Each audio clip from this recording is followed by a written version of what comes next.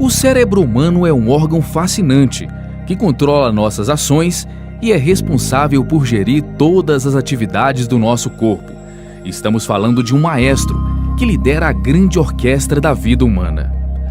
Assim como os músculos do corpo, o órgão também precisa ser estimulado.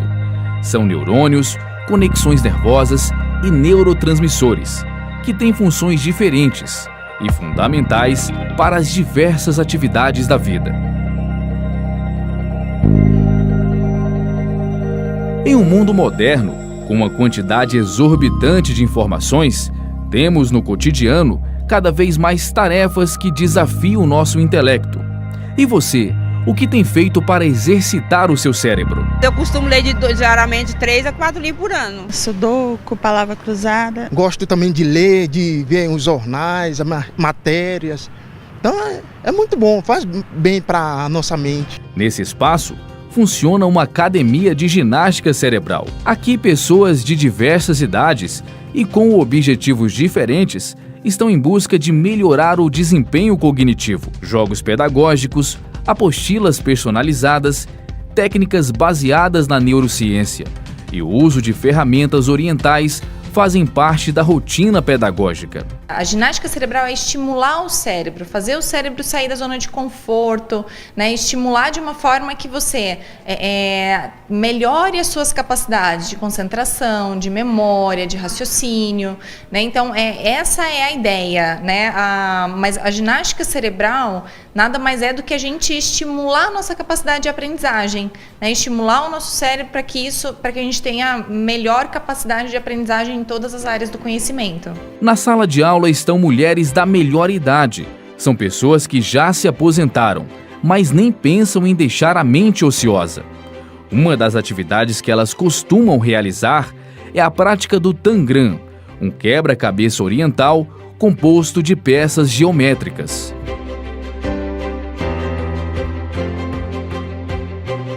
Por meio dele é possível formar centenas de figuras diferentes. Na apostila, consta a imagem a ser trabalhada. As alunas dedicadas precisam de concentração para alcançar as combinações necessárias que formam a figura. O exercício tem como intuito estimular a visão espacial, aquela que utilizamos para realizar tarefas relacionadas à noção de espaço, como estacionar um carro, por exemplo. A essa altura da vida, esse tipo de prática traz grandes benefícios para o cérebro humano. Eu melhorei bastante na concentração, na autoestima, na comunicação. Bastante mesmo, muito. Uma pesquisa realizada por cientistas brasileiros revelou que o cérebro humano tem aproximadamente 86 bilhões de neurônios. Trata-se de uma estrutura cognitiva complexa, que quanto mais é estimulada, mais benefícios traz para as nossas vidas. O estímulo cria conexões.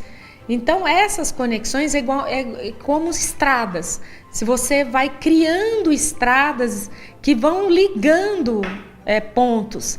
E essas ligações vão deixar seu cérebro mais competitivo, vai deixar seu cérebro mais ativo.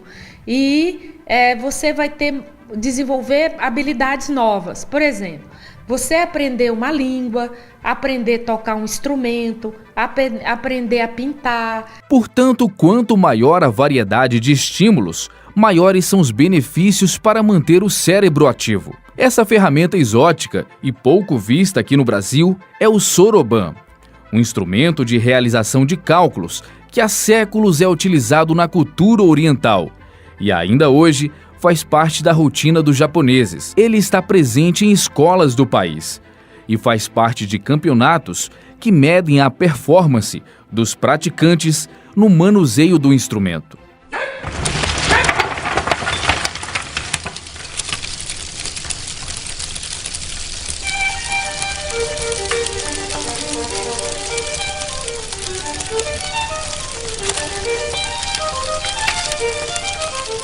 Nesse espaço voltado para a estimulação intelectual, o soroban também é utilizado, não com o intuito de ensinar matemática. Segundo especialistas, o uso da ferramenta trabalha várias competências, como concentração, foco e agilidade do raciocínio. De maneira simplificada, o soroban funciona da seguinte forma: Cada uma dessas argolas representam um número. Com a movimentação das peças para cima ou para baixo, os cálculos são realizados. Nós sempre vamos escolher uma coluna para ser a nossa coluna de referência. Então, por exemplo, eu pegando essa coluna como sendo a minha coluna de referência, aqui eu tenho a unidade, então as contas de baixo, cada uma delas representa a quantidade 1 e as contas de cima representam a quantidade 5. Quando eu aproximo uma conta dessa haste aqui, então eu tenho 1, né? Porque eu tenho aqui, eu estou sempre somando quando eu encosto na haste. E quando eu afasto, eu estou subtraindo. Então aqui, se eu coloco 2, eu estou somando 2, né? Subtraio, zerei de novo. 3 e 4. Então, isso aqui é a unidade. Aqui eu tenho 5, a de cima representa a quantidade 5. Então, se eu somo com mais 1, 6, 7, 8 e 9. Então, aqui, se aqui é a minha coluna da unidade, aqui eu tenho a coluna da dezena. Na coluna da dezena, a representação da quantidade é a mesma. Então, aqui eu tenho uma quantidade, mas é na dezena. Então, eu tenho uma dezena, 2 dezenas, 20, né, 30 e 40. Aqui em cima também representa a quantidade 5, então seria 50, 60, 70, 80 e 90. Então, isso aqui é como funciona, né, o ábaco, e aí assim por diante a gente vai aumentando, né, a quantidade de casas que a gente vai utilizando. As próximas são casas decimais, não muda muita coisa. Leonardo tem 14 anos e há 3 é praticante da ginástica cerebral. O rapaz se tornou um grande talento na utilização do soroban. Por isso propomos um desafio a ele, um duelo entre a calculadora eletrônica e a utilização da ferramenta japonesa. Como será que ele se saiu? 79 mais 65 mais 23 mais 5 mais 12 mais 63. Quanto que deu? 247. Muito bem. O adolescente conta que após a prática dessas atividades, ele passou a pensar de maneira estratégica e potencializou diversas habilidades da mente. Eu passei a ter muito mais desempenho e versatilidade tanto no estudo quanto na aula com os meus amigos, em atividades do dia a dia. Eu melhorei antes coisas que eu fazia manualmente, tipo, sem pensar. Agora eu faço de outro jeito para estimular o cérebro. A mãe do rapaz concorda que a vida intelectual de Leonardo mudou muito após a prática dos exercícios cerebrais. Acelerou o pensamento, está mais centrado, procura resolver os problemas, ele tem algum problema para resolver, mesmo saindo fora do âmbito do estudo, ele olha, ele se centra, pensa e resolve. Sabe aqueles momentos em que nos vemos em uma situação embaraçosa? É justamente o que acontece durante este outro exercício. Note que a instrutora e o aluno estão amarrados por meio de um barbante. Eles tentam de várias formas se livrar da situação, mas nada parece dar resultado. Para conseguir resolver o problema, é preciso usar uma competência conhecida como pensamento lateral, ou seja, pensar de uma forma diferente do senso comum. Depois de algumas tentativas, a questão é resolvida. Basta passar a corda em um dos punhos do companheiro e pronto, eles estão livres. Esse exercício estimula a criatividade e a capacidade de resolução de problemas.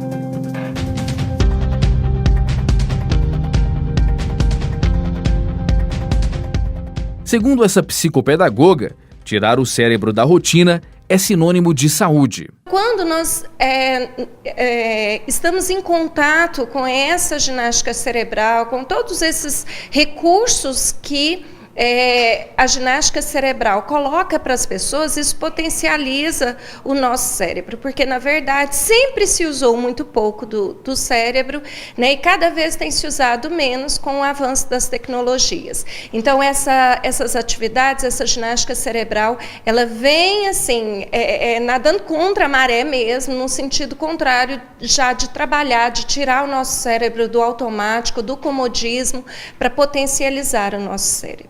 Anote algumas dicas da especialista para manter o seu cérebro sempre ativo. Uma dica simples é sempre você pensar em tirar o seu cérebro do automático, em fazer de uma maneira diferente. Até mesmo o trajeto que você faz de carro, de moto, até mesmo de bicicleta, para você chegar ao mesmo ponto por um caminho diferente, né? Tentar, por exemplo, se você tem a dominância manual mais do lado direito, busque fazer atividades do lado esquerdo, né? Então, por exemplo, desde abrir a balinha ou o chiclete que você vai usar, né, destampar algum produto, você que comumente faz com a mão direita, você tentar usar mais esse recurso com a mão esquerda.